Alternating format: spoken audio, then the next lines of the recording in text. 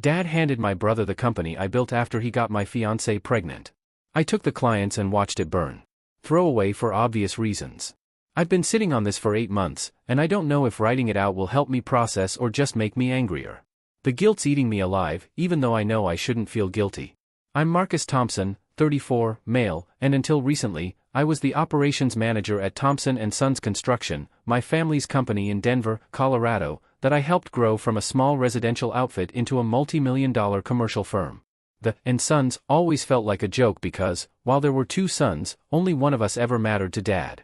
Let me paint the picture of my childhood. My brother, Jake Thompson, 31, 3 years younger, was Dad's golden boy from the moment he could walk. Full-on favoritism that'd make anyone sick. Jake got new cleats for baseball, I got hand-me-downs. Jake got homework help every night, I was told, figure it out, Marcus, you're smart enough. When Jake crashed Dad's truck at 16, it was, accidents happen, son. When I scratched the paint backing out, I paid for the entire repaint with my part-time job at Home Depot. The worst wasn't the obvious stuff, it was how Dad justified it. Jake needs more guidance, he'd say. You're the responsible one, Marcus. You don't need as much attention. Translation, Jake gets coddled because he's incompetent, I get ignored because I'm capable. Real healthy dynamic, right? This pattern followed us into adulthood and straight into the family business. Dad started Thompson & Sons when I was 12, just him and a few guys doing kitchen remodels in Aurora.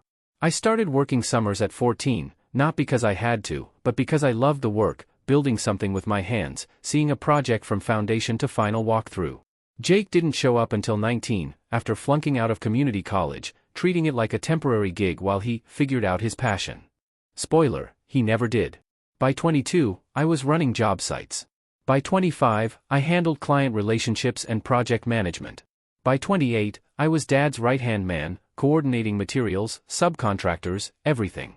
I knew every profit margin, which suppliers gave the best deals, which clients were worth the headache.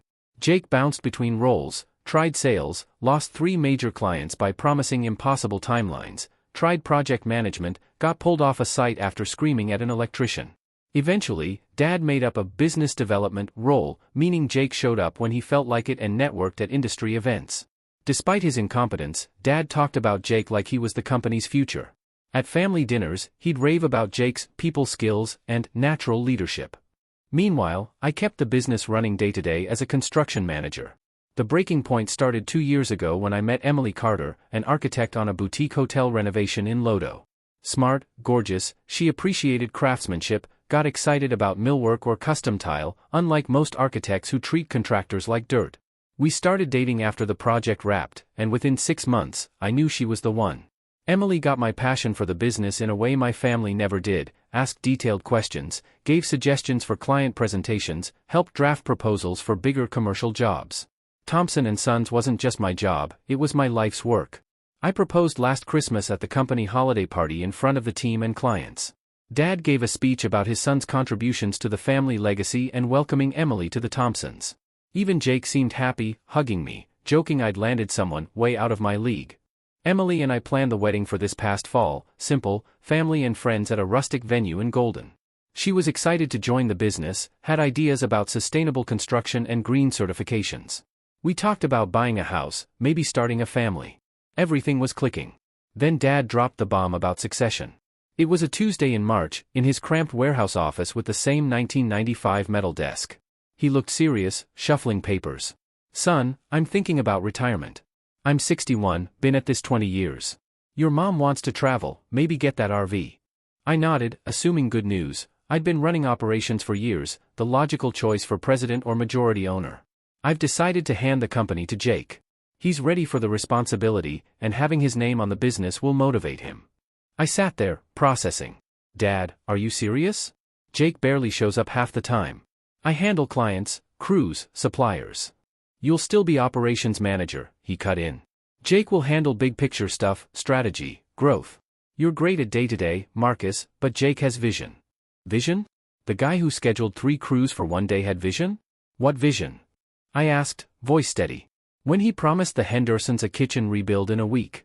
Or told the city we'd finish the municipal building 2 months early, costing us penalties. Dad's face got stubborn. Jake's learned from those mistakes. He's matured. Frankly, Marcus, your attitude, focusing on problems, not solutions, is why Jake should be in charge. I walked out feeling sucker punched. 20 years of busting my ass, and Dad was handing it to Jake because of vision. I drove around Denver for 2 hours before telling Emily. She was shocked. That makes no sense. You built the commercial side. Half our clients request you specifically. Dad thinks Jake has leadership potential, I said, barely believing it. Leadership? Emily laughed bitterly. He wore flip-flops to our engagement party and hit on my roommate all night. She was right, but family dynamics make you doubt reality. Maybe Dad saw something in Jake I missed. Maybe I was petty, jealous. Maybe I should suck it up. That lasted a week. Jake took over as president in May, and I hoped responsibility would change him. Instead, he saw it as permission to work less. First decision, $5,000 to redecorate Dad's office, new desk, leather chairs, cheesy motivational art. Second, hired his buddy Kyle as Director of Strategic Partnerships, aka golfing with clients while I handled projects. Jake made promises without consulting me, told Riverside Shopping Center we could handle their expansion and renovation simultaneously, a logistics nightmare, told St. Mary's Hospital we'd install an MRI suite in 3 weeks when it takes 6 for electrical alone. When I explained why his promises were unrealistic, he'd wave me off. Think positive, Marcus. We'll make it work.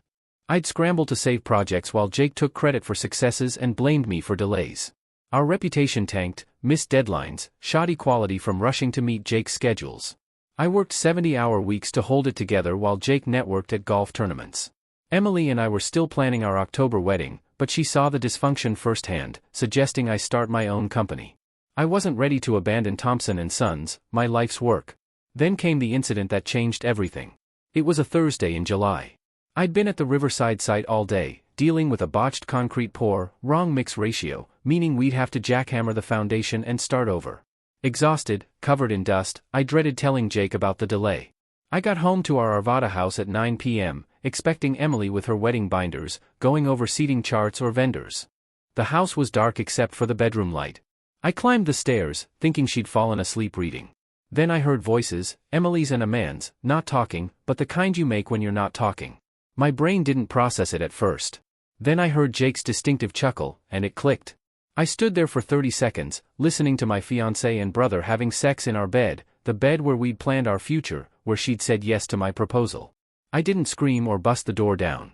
I turned, walked downstairs, got in my truck, and drove to the Marriott by Denver International Airport. Checked in, showered, sat on the bed, trying to process. My phone rang at 11 p.m., Emily, then Jake, then Emily again. I turned it off and slept. Next morning, I came home to find them in my living room. Emily had mascara streaks, red eyes. Jake looked uncomfortable, not ashamed. Marcus, we need to talk, Emily started. Which part? I cut in. You screwing my brother in our bed, or you both thinking I'm too stupid to notice? Jake stepped forward, hands up. Look, bro, this isn't how we wanted you to find out. How long? I asked Emily, ignoring Jake. She wouldn't meet my eyes. It just happened a few times. It didn't mean anything. How long? 3 months, she whispered. 3 months, since Jake took over, while I worked 18-hour days cleaning his messes. We didn't plan this, Jake said. Emily was stressed about the wedding, I was stressed about the new role.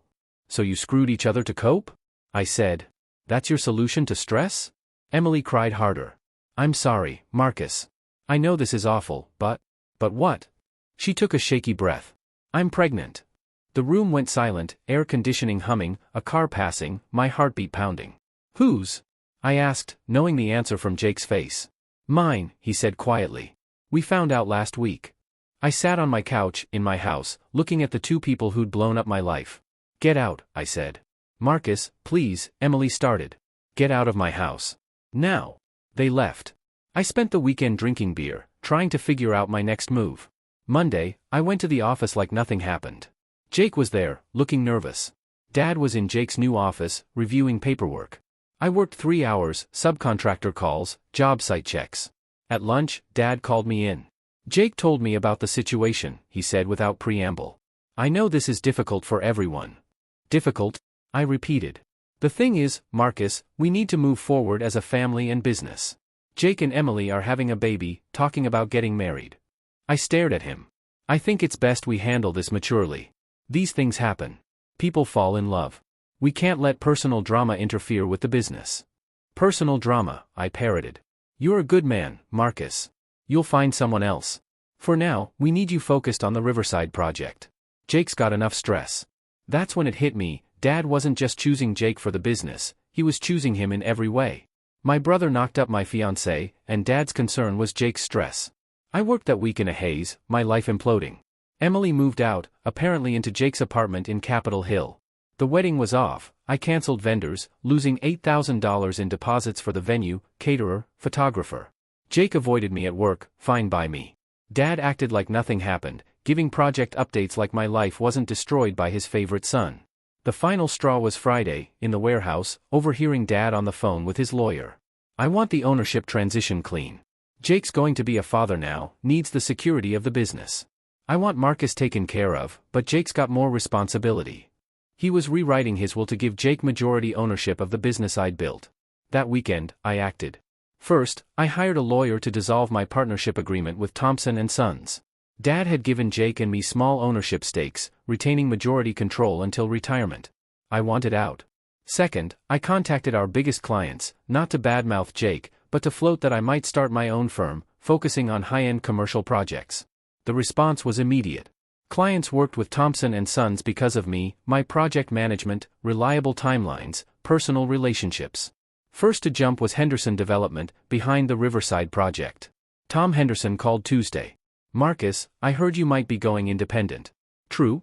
Exploring options, I said. Why? Since Jake took over, this project's a nightmare, 6 weeks behind, quality's gone to hell, no straight answers. If you're going independent, I want you to finish this job. By week's end, 4 other clients wanted to fire Thompson & Sons and hire me to salvage their projects. I gave Dad and Jake 2 weeks' notice on a Monday in September, walking into Jake's office where they were reviewing reports. I'm starting my own company. My last day's September 30th. Dad looked shocked. Marcus, you don't need to do this. We can work through the personal stuff. This is business, I said. I've got 5 clients ready to sign, including Henderson Development. They're pulling the Riverside project effective immediately. Jake went white. Riverside was our biggest contract, $1.2 million, a huge hit to revenue. You can't do that, Jake said. That's our project. Actually, it's not. I checked with Tom Henderson and our lawyers. The contract allows termination with 30 days' notice. Tom sent the notice. They want me to finish through my new company. Dad stood, face red. This is sabotage, Marcus. You're destroying the family business because you're bitter about Emily. I'm not destroying anything, I said calmly. I'm starting my own business. If clients prefer me, that's their choice. What about loyalty? Family? Jake asked. I looked at him, really looked, sitting in Dad's old desk, playing victim. You want to talk loyalty? Where was it when you slept with my fiancée? Where was family when Dad handed you the business I built while you knocked her up? Silence. Dad sat, looking older than 61. That's different, Jake said weakly. No, it's not. You made choices. I'm making choices. Mine are legal and ethical. I left and never returned to Thompson & Sons. I launched Blackwell Construction the next week from a rented office in Rhino. Within a month, I had 8 employees, guys from Thompson & Sons who wanted to join me. The next months were a blur of 16-hour days, but the good kind. I was building something mine, with clients who valued my work, employees who respected my leadership. By Christmas, Blackwell completed 12 projects and had a client waiting list. Meanwhile, Thompson & Sons hemorrhaged money. Losing Riverside was just the start. 3 more clients terminated contracts over delays and quality issues. Jake took on small residential jobs, but couldn't manage the volume. They laid off half their crew by February. Dad came out of retirement to salvage things, but clients had lost confidence in the brand. Jake and Emily married in a small December ceremony. I wasn't invited. They had a baby girl, Emma, in March. She's a beautiful kid, by all accounts. I don't wish ill on her, none of this is her fault, but I feel no obligation to her parents. I started dating Rebecca, a project manager at an architectural firm I work with. Smart, honest, never slept with my relatives. We're taking it slow, but I see a future. Life was good, successful business, great girlfriend, free from toxic family dynamics. Then came the call that sparked this guilt. A Sunday in June, 10 months after leaving, Rebecca and I were having coffee on my deck, planning a weekend in Estes Park. My phone rang, Dad. I almost didn't answer, we hadn't spoken since I left, and I expected yelling. Curiosity won. Hello, Dad. Marcus, his voice was tired, defeated. Can we talk? We're talking. In person. Can you come by the house? Rebecca shrugged, mouthed, your choice. I agreed to meet that afternoon. My parents' Aurora Ranch-style house looked the same, overgrown landscaping Dad never maintained. But the energy was heavy, depressed. Mom hugged me longer than usual, looking grayer, worried. Dad was in his recliner, staring at a muted Rockies game. Coffee? Mom asked. Sure. We sat at the kitchen table where I'd done homework, endured Dad's lectures about Jake's potential. It felt weird as an adult, under these circumstances. How's the business? Dad asked, stalling. Good. Booked solid through the year. He nodded, avoiding eye contact. That's good. I knew you'd be successful. Silence stretched. Mom cleared her throat. Marcus, your father has something to tell you. Dad looked at me. We're losing the house. The business has been failing for months. We borrowed against the house to keep it afloat, but we're 3 months behind on the mortgage. The bank's starting foreclosure. It clicked. How much? About $180,000, house and business debts. A year ago, that was impossible money, but Blackwell was doing well enough I could manage it. What about Jake? They exchanged looks. Jake's struggling, Mom said. Emily's got postpartum depression, can't work. Someone needs to stay with Emma. So Jake's not working either? He's trying, Dad said defensively. Handyman stuff, small projects. Not enough to cover their expenses, let alone help us. The irony hit hard. Jake, the visionary, ran the business into the ground, now doing odd jobs. Why tell me? Dad's shoulders sagged. You're the only one who can help. Your business is successful. You've got resources. You think I should write a $180,000 check? We're family, Mom said, tearing up. I know things have been tough, but we're still family. That word, family. The same word Jake used when I confronted his betrayal, that Dad used to justify favoritism. Where was family when you gave Jake the business I built? When he slept with my fiancée? When you rewrote your will to give him the majority? Dad winced. We made mistakes, Marcus. I see that now. Now that Jake failed and you need my money. Yes, but also because I was wrong. Jake wasn't ready. You were. You always were. It was the first time Dad admitted he was wrong about Jake. You should have inherited the business, he continued. I let Jake's struggles cloud my judgment about your abilities. Struggles? I repeated. Jake was lazy, irresponsible. You enabled him. I know, he said quietly. He needed more help. You were so capable, I thought you'd be fine. So you punished me for competence. He nodded miserably. I see how unfair it was. Mom grabbed my hand. We know we don't deserve your help. We failed you, but we're desperate. I pulled away gently. What does Jake think? Another look. He doesn't know we're asking, Dad said. He'd be humiliated. His pride matters more than your home? He's struggling, Mom said. The business failure, Emily's depression, Emma. He's drinking too much, not sleeping, taking it out on everyone. Part of me felt satisfied, Jake's charmed life was crashing. But another part felt sorry for him, and for Emma, who didn't deserve a broken home. Even if I wanted to help, I said, $180,000 is a lot. I'd need to liquidate investments, maybe take loans against my business. We wouldn't ask if we weren't desperate, Mom said. We'd pay you back, even if it takes years. I looked at their outdated kitchen, worn linoleum, my parents looking every bit their 60-plus years. They'd failed me, chosen Jake repeatedly, but they were my parents. I need time, I said. How long before foreclosure? 6 weeks, maybe 8, Dad said. I'll let you know next week. Mom hugged me at the door. Thank you for listening. You don't owe us anything. Driving home, my head spun. Rebecca saw my face and asked what was wrong.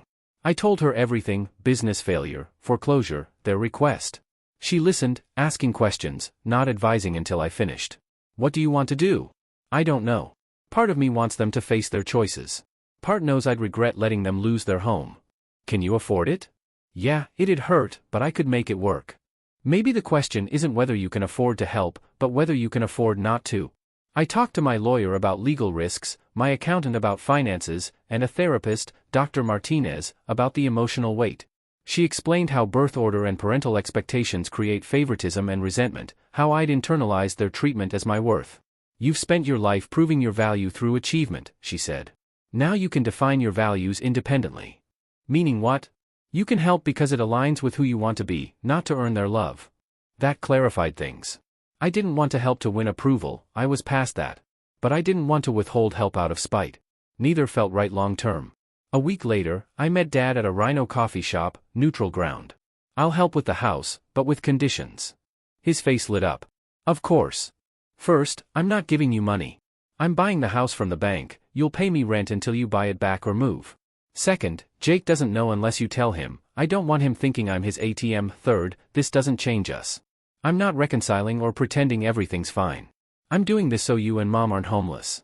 Dad's expression fell, but he nodded. I understand. Thank you, Marcus. You don't owe us this. The transaction took 3 weeks. I bought the house for $165,000, covering back payments and debts. They pay $1,200 monthly rent, covering taxes and maintenance with some equity.